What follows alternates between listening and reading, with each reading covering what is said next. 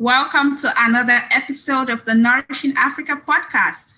As usual, we bring you practical, useful insights aimed at helping agri-food businesses to scale. Our topic of discussion today is building effective and profitable distribution chains. It is no secret that a major challenge that smallholder farmers and several other agri-food businesses face is access to markets. This inability to connect with customers, suppliers, and distributors contributes hugely to food waste and loss, which results in reduced profits and inefficient value chains in the sector. It is therefore critical that value chain actors prioritize building efficient distribution chains that link food producers and their produce to direct markets and consumers. Today, we're turning the spotlight on Farmers Pride in Kenya, an online to offline marketplace that connects rural farmers to relevant information, quality inputs, markets, and credible agricultural services in local communities. Farmers Pride has been able to incorporate a vast distribution network for their products and services across East Africa, and we have invited Munguti, the CEO, to share key insights and strategies on how they're being able to achieve this milestone. Hi, Samuel. How are you doing? Thank you so much for joining us today. Thank you very much. Thank you. We are delighted and pleasure to have Farmers Pride on board to share our insights to improving last mile distribution of agriculture value chains. Thank you. Thank you so much. All right, please go ahead to tell us a bit more about what you do at Farmers Pride. My name is Samuel Munguti. I'm the CEO and founder Farmers Pride. And basically, I lead day-to-day operations and within the business. And not just day-to-day operations, also lead the team in scale distribution strategies. Farmers Pride is disrupting how last-mile agriculture solutions are delivered to smaller farmers. Many years after many African countries gained independence, and when you talk about African countries, agriculture plays a very key role. In Africa, over 80% of agriculture is really driven by smaller farmers. Millions of smaller farmers, not just Kenya alone, but also across Africa, have poor access to the right inputs, have poor access to the right information, have very poor access to credible agriculture services.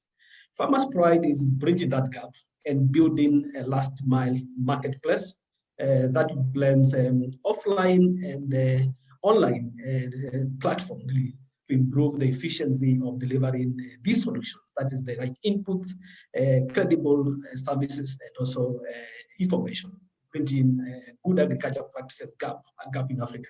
And actually, we believe that when we have empowered farmers who have the right access to the right inputs, the right information, the right services, actually, Africa will really ride on more accelerated agriculture-driven economy, not just agriculture-driven economy, but also agriculture-driven decent employment opportunities. And we feel that Farmers Pride is really playing a key role to contribute to this space. Thank you very much. Thank you so much for the introduction. You guys are doing a super amazing job at Farmers Pride.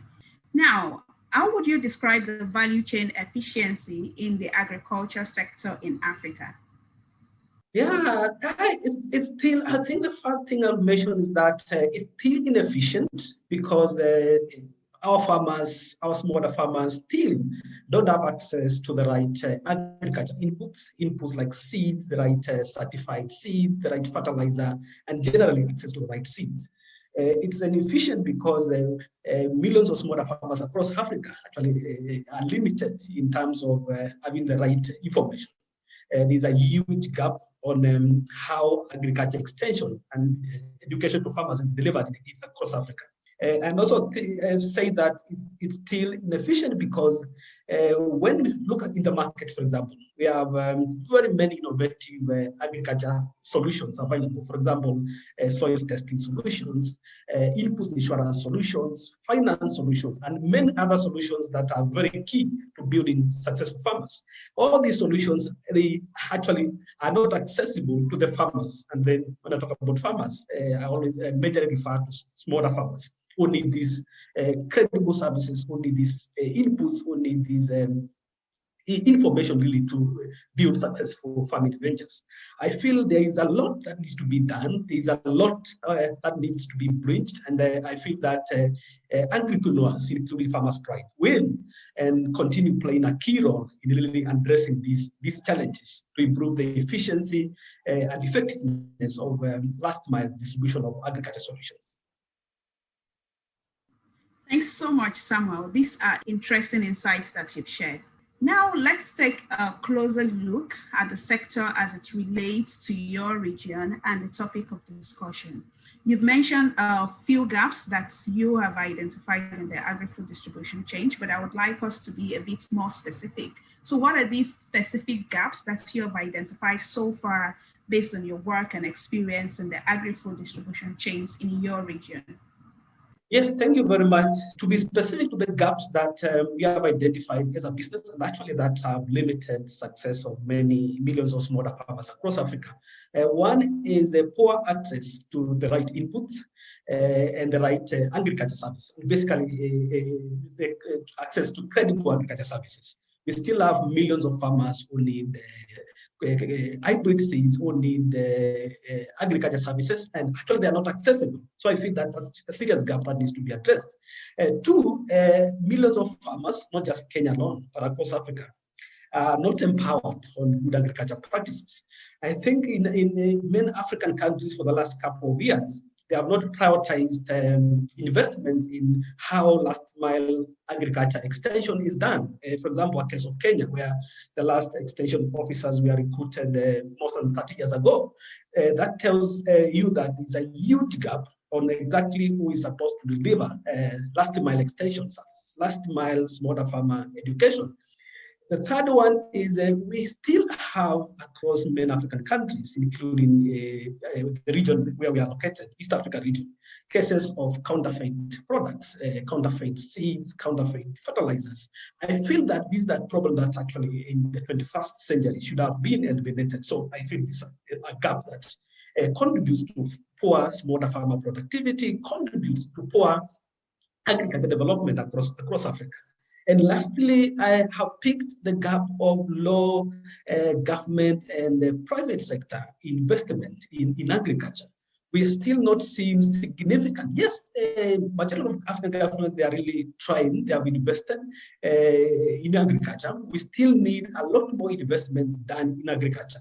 The same with the private sector. We really feel that a lot has not been done in terms of investments in agriculture, both by the governments, both levels of governments, the regional governments and the national governments, and also the private sector. If these four gaps really are addressed, I feel that we could now ride on a more rapid economic growth driven by agriculture, and actually not driven by agriculture, fueled by successful smaller farmers across Kenya, across East Africa, and across Africa in general. Absolutely amazing. I love it. Access to input, extension services, counterfeit products, low government, private sector investment in the sector. I mean, these are really critical gaps that you have identified, and it is important that agri-food businesses are able to develop efficient strategies to actually bridge these gaps. So this brings me to the question, really. In what specific ways has Farmers Pride been able to address and mitigate these challenges that you have identified so far? Yes, thank you very much. Farmers Pride is contributing to addressing these gaps by these three things. One is the call and the pillar of our business is linking smaller farmers wherever they are across Kenya, across East Africa, to the right inputs, to the right services, to the right information. And basically, we are doing through building a network of digital marketplace and leveraging on technology to do that.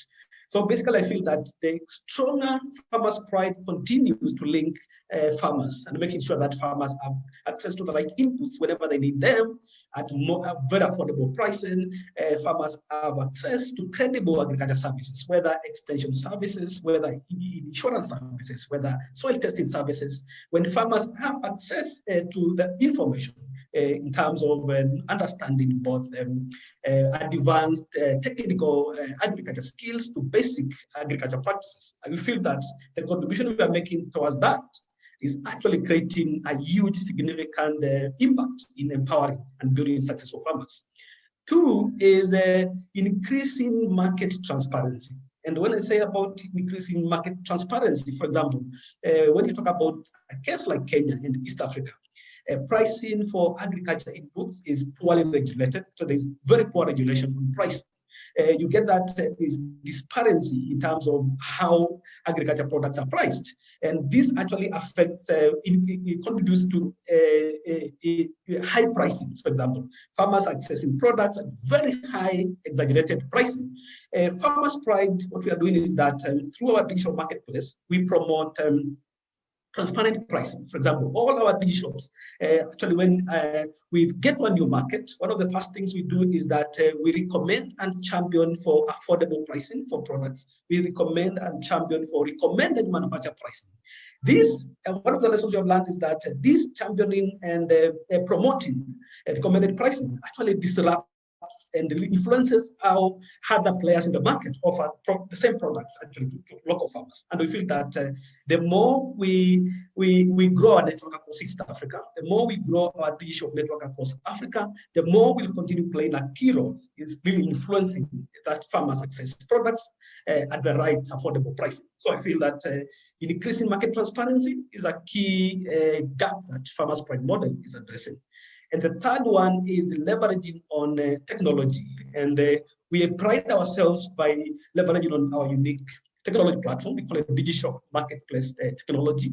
And we leverage on technology platform to deliver last mile farmer extension, to deliver last mile farmer education, to support last mile agri vendors to digitize their businesses. And we feel that actually leveraging on technology to deliver last mile agriculture solutions itself really plays a big role in really contributing to transforming agriculture across East Africa, across Africa in general.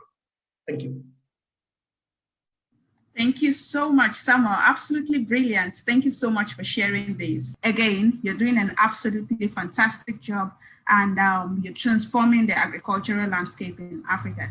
And now I would like us to take a deep dive into the topic of discussion. So in 5 key steps, how would you recommend, how can distribution chains in the African agri-food space be made to be more efficient and productive? Yes, thank you very much. Yes, I agree with you. Efficiency and effective and productivity actually is key to building last mile sustainable distribution channels across Africa. And one of the key things I'll pick is measure everything in terms of every intervention, in terms of distribution intervention. You document, you measure its effectiveness. And I think that one power of measuring is that when you measure, actually you pick lessons. You'll run with what works and implement it more, what does not work, then you drop it. And actually, the more you measure and implement, the more you become effective in last mile distribution.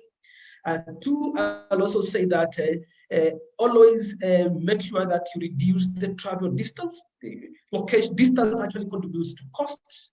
If you want to build an effective, more productive, more profitable last mile distribution channel, then it has to be cost effective. It has to be profitable, actually. So reduce the travel distance. For example, what we do at Farmers Pride is that we leverage on our digital network actually to build a distribution network. And one of the things that we always do is that we make sure that all our delivery routes cover the shortest distance. Increase the number of drop-off points. And for the case of Farmers Pride, when I talk about drop-in points, I talk about digital center points. So if you increase the number of drop-in points, reduce the distance, actually reduce travel distance for distribution. This duplicates, contributes to more profits in distribution. It contributes to increasing the efficiency, because when you have shorter distance, even the efficiency of having timely deliveries, timely distribution, they work. The third one is, I would say, data. Data is very key. Data is key. Data in terms of businesses continuously collecting and documenting data and on lessons learned, data on customer feedback. And actually, all this keeps on coming, and you document it. And when you document it, actually, you pick lessons, and it helps you improve in the next delivery, improve in scaling to new regions. So I think that data is very important, literally, in building effective and productive last mile distribution channels. The fourth one I'll pick is consider what we call cross-docking. And cross-docking, I mean that I encourage businesses to consider, for example, when you are doing last mile distribution, deliveries, direct deliveries, for example, direct deliveries from manufacturers to last mile consumers. Instead of deliveries to the company warehouse, you store it. Actually, warehousing is a cost on it, so it's a business. So even a business can really innovate and embrace cross-docking, for example. Actually, this significantly reduces the time when products are really reach the last mile consumer. Two, drastically reduces the cost of distribution. And actually, when you talk about productive and efficient last mile distribution channels, then you cannot avoid cost. Cross-docking actually encourages, cuts a lot of cost, increases efficiency in distribution. And the last one, the fifth one, is leveraging technology. Actually, leveraging technology, for example, Farmers Pride, we leverage a lot on digital technology. Technology to help you manage complex last mile distribution. And actually, any business that wants to scale across Africa, increase run productive, efficient last mile distribution, then you cannot avoid, you cannot really run away from embracing technology to deliver effective last mile distribution chains. Thank you. Thank you so much, Samuel. These are really relevant strategies that you have built at Farmers Pride. As a quick recap, you mentioned the power of measuring and documenting strategies towards ensuring effectiveness, reducing travel distance to ensure cost effectiveness, collecting and documenting data and customer feedback for improvement, leveraging technology to manage the supply chain, and so on. Thank you so much. All right, lastly, I would ask these particular questions that I know that agri-food entrepreneurs out there would be interested in the answer you have to provide. So what are the opportunities that other agri-food entrepreneurs can leverage to ensure that they build an efficient supply and distribution chain for their businesses? Yeah, it's a pleasure to really share my insights on how other agri-entrepreneurs can really improve last mile distribution. And I'll pick and speak about two things. And one is embracing technology, actually. Encourage last mile agripreneurs actually involved in last mile distribution to embrace technology to increase their distribution efficiency, to increase their distribution productivity. The technology actually, for example, when you talk about offer last mile extension and farmer education in a more cost-effective way and also in a sustainable way. So I encourage businesses to adopt and embrace technology. And the second one, the last one, I'll also encourage businesses to adopt and embrace innovative models to scale. And for example, models like franchising, for example. Franchising is an easy and a sustainable, scalable solution path where businesses can ride on franchising to scale faster, to improve their distribution efficiency, to not just distribution efficiency, but also to improve their distribution effectiveness. A case law Farmers Pride, for example, we call our franchisees DigiShops, and the business leverages on growing the number of DigiShop networks, and the more we scale and grow the number of DigiShops, basically, in other words, DigiShops are the franchisees, the more we drastically reduce our cost of running business, the more we drastically reduce our last mile supply chain distribution, the more we drastically reduce our cost of impacting even one smaller farmer. So I think I will encourage other businesses to embrace innovative scale solutions like franchising. It will help them scale faster nationally, faster regionally, even faster across the continent. All right, just, as a follow-on question to what you've mentioned around franchising.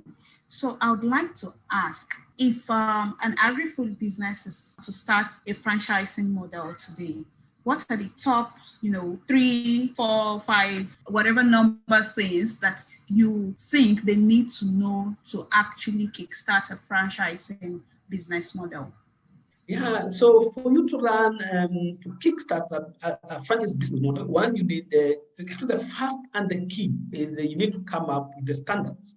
And the standards in terms of actually what do you need to scale, what do you need to replicate? Because franchising basically is replicating the same standard at point A, and then you replicate the same standard in 1,000 other, 10 other, 20 other points. So come up with the standards. For example, this is how you want the customer service standard. This is how you want your pricing to be conducted. This is how you want human resource recruitment to be done. So come up with a list of top 5 standards. Then these standards really document them in an we call it operating manual. It becomes like now a guideline in when you onboard new franchisees. These are the same standards that you need to take them through. You let them embrace those, and then they duplicate that in your business. And basically, when you talk about franchising, you can't run away from quality and standards, and ensure that the same standards as a business you offer in every point, and then other businesses can ride on that, and then also offer the same standards. And you scale your business faster, and not just scale faster, but also you'll drastically reduce the cost of scale. And at the same time, you give opportunity to other last mile agri businesses also to ride on an opportunity for them to run more efficient business, leverage on the standardization to improve their capacity to run business. Okay. When you improve capacity of running a business, whether big or small, actually you improve its chances of success. And I feel that actually that's what entrepreneurs should embrace when you talk about franchising to scale. Amazing insights. Thank you so much, Samuel. This has been a really fantastic session with you. We really appreciate the strategies, the insights, and the wealth of experiences that you've brought to this podcast. Thank you very much. I think it was a pleasure sharing my insight with the bigger pool of African entrepreneurs. Thank you for bringing us on board. I think it was very insightful to share what we are doing at Farmers Pride, and also to share our insights to contributing to improving last mile distribution channels across Africa, which are more productive and more efficient. Thank you. Thank you so much. All right, there you have it, dear listeners. Top strategies and insights that you can use to build effective and profitable distribution chains for your agribusiness. Thank you so much for joining us today. Do join us next time. Bye-bye.